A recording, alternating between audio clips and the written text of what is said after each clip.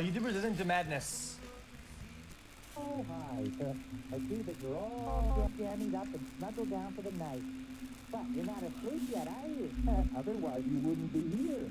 This is depressing. October 25th, 2013.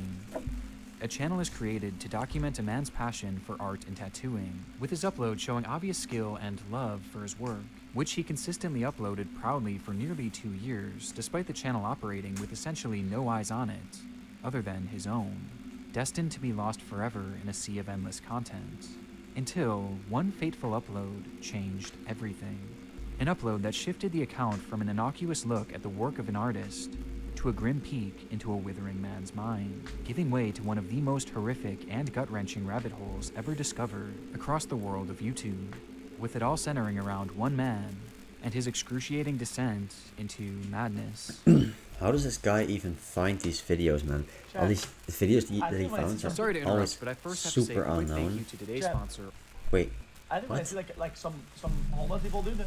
I think a lot of them have behaviors that are like insane, right? And you're gonna have this little like effect. Despite you know? this case eventually Like- devolving into one of the more grim rabbit holes anywhere across No, the the ones that- internet, its origin is actually far from it. How's that mean? I'm perfectly sane. Been hard work, buddy. Or hard sleep. Hard sleep. In October of 2008, Ricard Siajin would post his first video to the platform, showing the world his brand new baby, Palu, or as he called him, his son and only. The channel served essentially as a time capsule for Palu's life, as over the next 2.5 years, Ricard would continue posting consistent videos of his son growing up before his eyes. Hi, Palu. Come here. Palu. Going from an infant to a little boy who could walk, talk, and even paint. Look. Look. What? Oh no, that's art. I'm looking. Look. I'm looking. Which made Ricard especially proud. it's like Throughout his life, art was Jackson Ricard's Pollock. calling, and it wasn't just one type either, as Whatever he he's explored called, seemingly Jason every single Pollock. medium there was. He went from an experimental musician to a photographer, Well, that's bad. and eventually, most importantly, an illustrator/painter. With his artistic prowess eventually landing him an interview with a local reporter, where he talked about his art and inspirations. What message do you want to send to the people about your art? My art is my stargates, my life protection, and my companion. All of my art is also a collaborative gaze. They will mean nothing without good and aware eyes. So let's accept art to link the distance, difference, and diversity in humankind. The leader of this nation will be love. What a fantasy, eh? In the world of art, Ricard could do it all. But still, there was one style that called to him above all else, a style dubbed Batak art, in reference to the Indonesian tribe it spawned from. It's a distinct look that Ricard took exceptional interest in, which comes as little surprise, as that was the tribe that Ricard was born into, being raised within the Indonesian group, only to move to the United States as a young man in order to further his education and career prospects. However, as he once said in an artistic mission statement, the further a Batak man travels from his homeland, the stronger Batak he is on the inside. Moving to New York City in the early 2000s and working odd jobs to make ends meet, Ricard eventually settled in Philadelphia, where he tattooed on the side and found full-time employment at a chocolate factory. During this time, he was actively trying to meet and engage with new people, as you can still find one of his posts on a website called couchsurfers.com, where he mentions how he's looking to meet new people, while also stating in broken English, "I want to do things that when the last breath is approaching, I will still be able to smile," and answer the question, "What is one amazing thing you've done?" by simply saying the word, "live." But most noteworthy about his time in the United States was his continuation of Batak-inspired art, which in 2013 he began sharing with what he hoped would become a wider audience.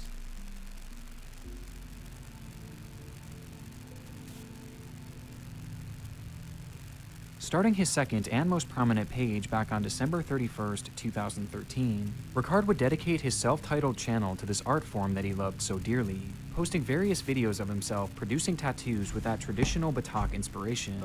These videos were all meant to be part of a larger scale project that he was working on called DJADJAK, which can be seen referenced in practically all of his early video titles. And despite being in video form, this project heavily focused on a series of books that Ricard was writing, as well as illustrating, which dove into the Batak way of art, and how he was the first to translate it into the world of tattooing, considering himself the first to practice what he called Batak body art. I created the DJADJAK project with the intention that it be continued and expanded by other artists to bring Batak art into the global consciousness and into a new lifestyle through tattoo. This project is dedicated to my son, Palu. This channel was always meant to be something special. Not only was this uncharted territory for Batak art, but also for the world of art in general. And at the core of it all, Ricard desired to capture the attention of the online world with something they had never seen before. And in the end, he certainly got his wish, just not in the way he would have ever imagined. As the years began to pass, Ricard's channel grew less and less active, and by 2015, only a few off-topic yet entirely normal videos would make their way to the channel, like one showing what looks to be a local parade, and another being a camera tutorial in Indonesian. Oke, ini dia adapternya untuk auto. Oke. But from this moment on, normalcy would be a thing of the past for both Ricard Sajin and his channel. Hi, I'm making this video hoping that there's some people out there are able to help me either by sharing this and information and treatment and stuff for my condition. I have not sleep. I have total insomnia. In the video dubbed Che Final Insomnia, we see Ricard speak directly to the camera and to the audience for the very first time, as he calls out for help with a more than concerning issue he had been dealing with that being total insomnia. This is not regular insomnia. So it's been 4 months and my body is deteriorating right now because my immune system is falling from not able to sleep. In the video, he claims that he has not been able to sleep for the past 4 months, turning his life into a never-ending waking nightmare, with a lack of sleep slowly causing his body to fail. According to Ricard, he had been working a new job in Philadelphia when he developed a standard UTI. Though given that he had no insurance and didn't want to miss time at work already, he reached out to his boss for advice, who just so happened to have a solution. His boss had also been suffering from a UTI fairly recently, and had been given prescription antibiotics that they never ended up using, and so they offered them to Ricard as a kind gesture to spare him from the medical bills. Oh, hell However, no. upon taking the pills, Ricard immediately experienced intense heart palpitations, along with severe body aches and cramping of his hands. Heart palpitation and If he's my not hand, sleeping, it's bad. bottom of my hand was crooked like that. The symptoms were concerning, but given the position he was in, Ricard felt as if he had no choice but to keep taking them, until that medication ran out, and his treatment came to an end. Though his symptoms did not.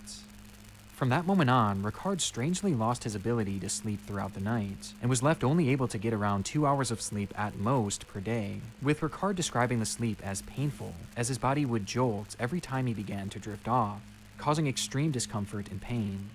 And after 4 months of this, he had grown impossibly exhausted and utterly desperate, with the lack of sleep being apparent just by looking at the man.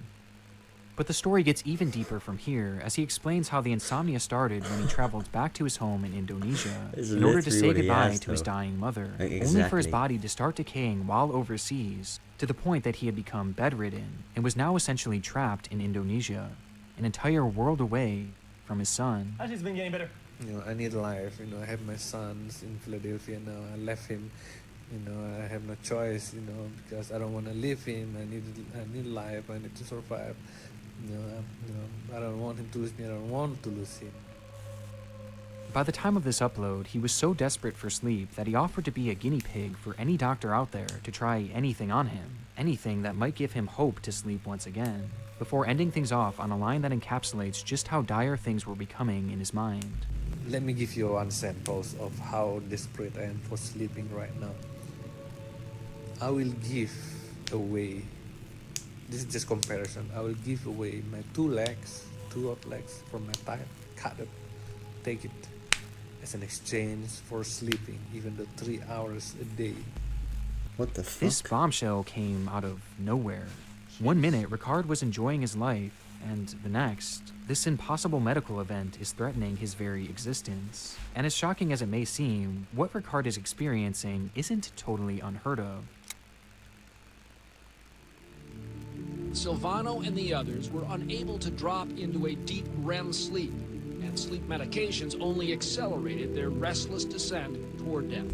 Despite coming in a few different classifications, fatal insomnia is a very real disease that affects the brain, causing an inability to sleep that only gets worse over time. This lack of sleep then leads to a significant decrease in cognitive function, which induces symptoms of paranoia and a slew of other mental issues, until the person affected with the disease begins flat-out hallucinating, growing disconnected and confused with the world around them.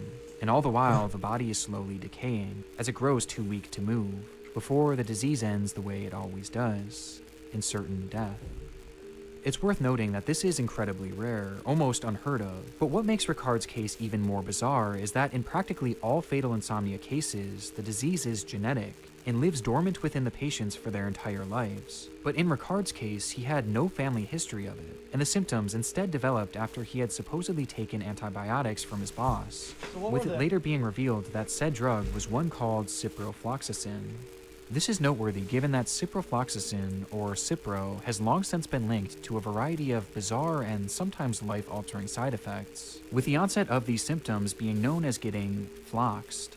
Avaloq, Cipro, and Levaquin may cause peripheral neuropathy, severe nerve damage, or serious eye injuries, and those injured may be entitled to compensation. Severe nerve damage forced Laura to live with chronic pain and robbed her of the ability to work or travel. Within a week of starting the medication, What the fuck, I was completely man? crippled. I had to physically crawl. The drug itself has never been linked to fatal insomnia, but it has been known to cause a variety of other neurological issues, and Ricard was convinced that a bad reaction to it is exactly what caused his ailment. If what Ricard is saying is to be believed, then his fatal insomnia is unlike anything known to the world of science. But based on similar conditions, it is fully apparent that if things continued in this direction, well, Ricard wouldn't last long.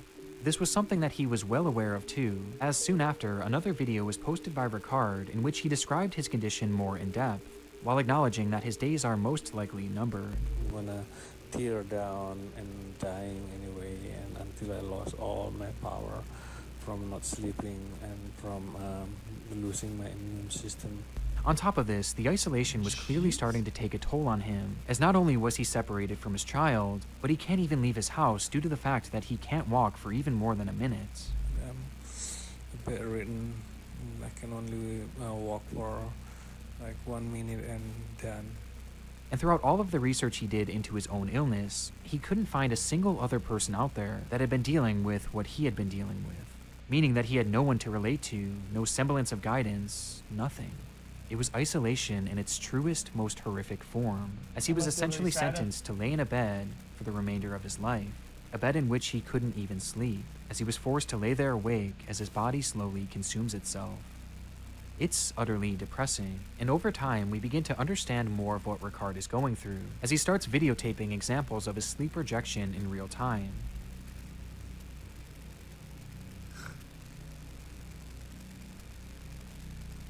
Which he described further in the description as body feedback, jolt, shock accompanied by quick air gasp, neurological sound in my head like a hip crack, firecracker, or neural slap inside my head, before going on to say, so no sleep ever happened. My brain seems to refuse or ignore it all the time. As a result of that, the inner spinal grabbing pain builds up and a feeling of my whole body being vacuumed, with a sensation of falling from the sky, very violent and tormenting.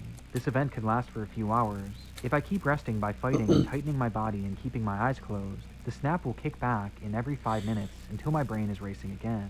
On and on. Essentially, the more Ricard tries to sleep, the more pain his body feels, and the longer he stays awake, the more his body begs him to rest. It's a constant war between his body and his mind that can only be summed up as a living hell. From there, he would post numerous other videos showing the effects of the insomnia on his body, including one where dead skin cells can be seen covering his face, as he questions in the description why no health professionals are helping him. Though despite the lack of help and the acknowledgement that the odds were stacked against him, he was still out there actively looking for answers. as aside from his videos, he would post across various forums around the internet, in which he sought out doctors and other victims of this same horrific disease, in pursuit of any information that could help him. Though when this didn't work, he then began doing deep dives into controversial medical practices himself, even creating public playlists to document some of them, with perhaps the most distressing being something Damn, he called really psychic tried hard, huh? surgery. Lobotomy. With videos in that playlist showing people being healed from their chronic ailments with this bizarre technique that unfortunately was entirely a scam, though it still likely provided him some false hope in that moment that perhaps it could work on him.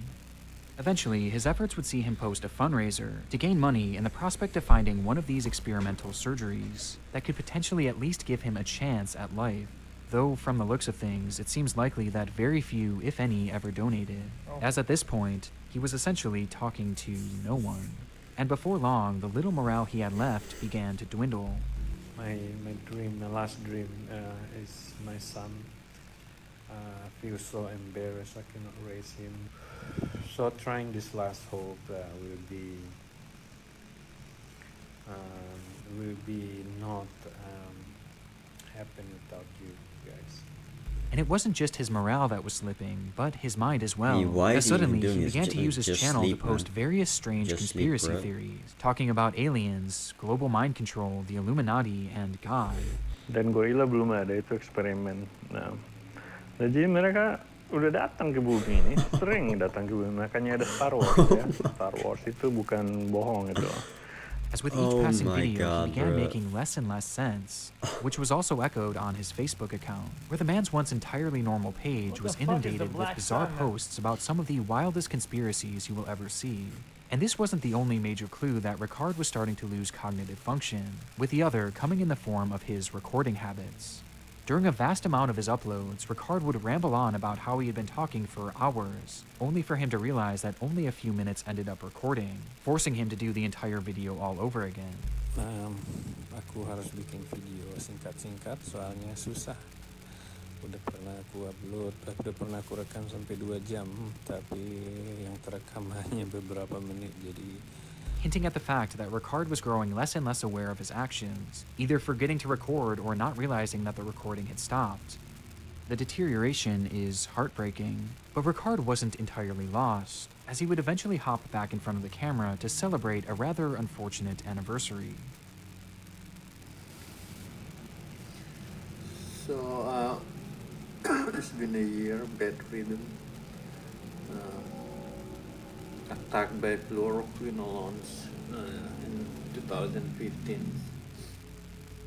After an entire year of being bedridden, Ricard was still fighting, though his optimism was nearly gone, as he mentions that he's past the point of salvation. His neurons have already been fried, and no matter what happens from here, he knows that he's never going to be able to I don't know fully how he's recover, sustaining, and he though. wished at this point that it would all just be over already. Like paying rent, food. I'm giving up already. I'm already giving up now. It's just I cannot do it. I cannot myself. I'm not good with myself. If I do, I'm already done. Citing his only reason for continuing on as, Why do keep trying this?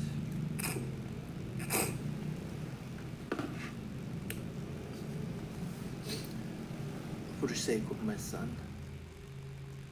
following this, Ricard would focus his efforts on documenting his illness for the world, in the hopes of helping others out there who might develop it as well.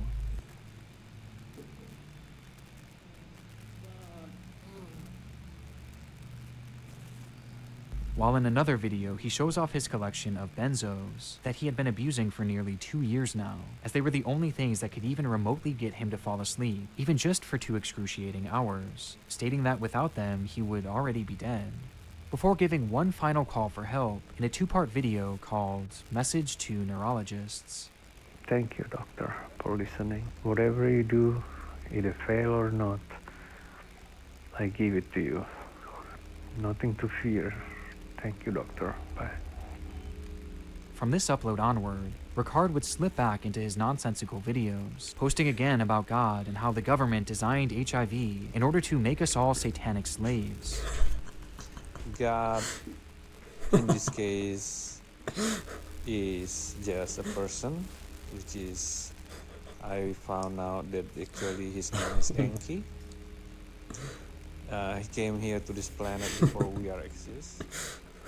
Until December 4th, 2016, when he posted a video in a dark room speaking entirely in Indonesian. Orang pengacara yang sangat terkenal dan mahal dan lain-lainnya. Jadi katakanlah ada seorang warga negara apalah ya, katakanlah warga negara Inggris yang menyeludupkan narkoba ke Indonesia. Here, Ricard poses a series of bizarre hypotheticals over the course of this 5-minute rant, with the whole thing being his strangest yet, as it never really gets to any specific point until... Perempuan atau laki-laki oknumnya di kota perantau, dan begitulah sistem pembengkokan hukum, dan itu biasanya The video cuts off. As much like before, Ricard seemingly failed to realize that the recording had stopped before he was able to finish what he wanted to say, cutting him off mid-sentence. These were the final words Ricard would ever speak on his YouTube channel, and 5 days later, on the 9th of December, he would pass away, finally giving him his chance to sleep. What's really sad is that it doesn't matter to what is uploaded. People don't watch his shit except for the controversial, like, rant. He would pass away, finally giving him his chance to sleep, once and for all. Hi. Ricard's online trail truly is one of the more depressing things I've ever seen on the internet, and what I find most haunting is the juxtaposition of the two channels that he owned. Been hard work, buddy? Or hard sleep? I wasn't laughing at him. What he was saying was something. On one hand, he showcases the beautiful progression of life as his son Paulu grows up right before our eyes. Hi, Paulu. Come here. Paulu. While on the other hand, he showcases the haunting deterioration of death in the most disturbing way imaginable, with the most heartbreaking part of it all being that he seemingly passed away without ever getting the chance to hold his son again. But that doesn't mean that he didn't get the chance to say goodbye, as through his cognitive decline, he had a moment of clarity, during which he would leave behind a Facebook post for his son to read when he grew older, writing, Wait, I saw that.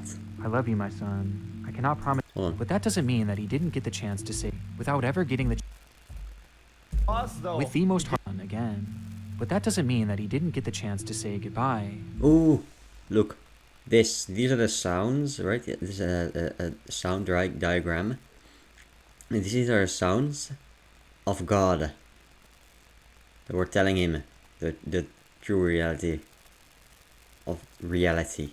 Okay, so I think this guy is a genius. As through his cognitive decline, he had a moment of clarity, during which he would he's leave the only behind guy a Facebook post ever for his son to read was going when he to grew do older, this. writing, I love you, my son. I cannot promise anything right But now. he's the only person includes my recovery. Just ever letting you know that you are the most beautiful soul I've ever encountered in able my to entire showcase life. I was glad to introduce what you he to this did world. like One this. day we will see each other and play again in the place where there is no lies, sadness, pain, and sorrow. Please enjoy your life to the best and don't hurt yourself or others.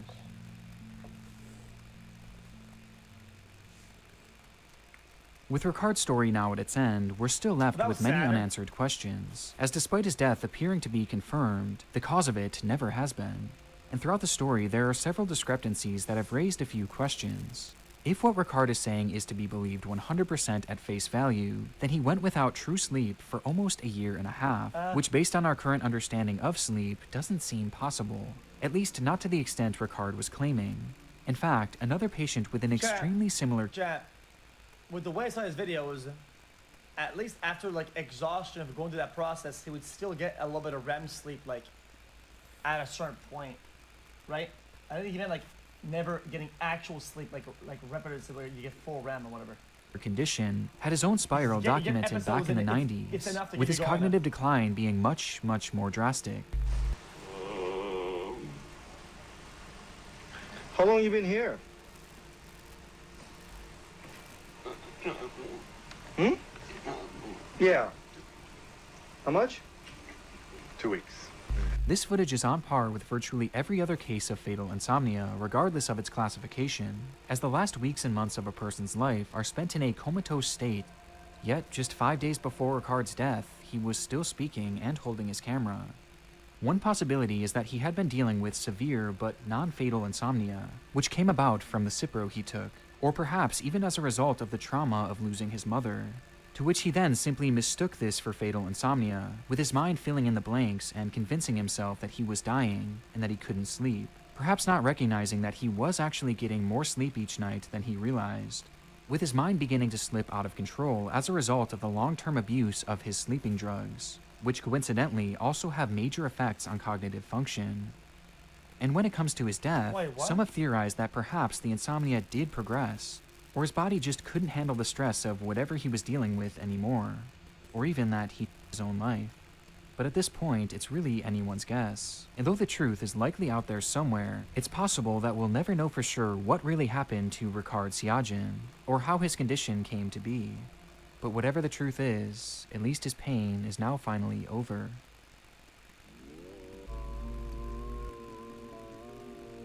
I don't think he self-prescribed his drugs, and he just abused them. Jesus, And man. the first drug he took wasn't even prescribed to him; it was to his boss, and the boss. That's fucking insane. Holy fuck. Yeah, I hope that little guy is doing well. The little guy, his son.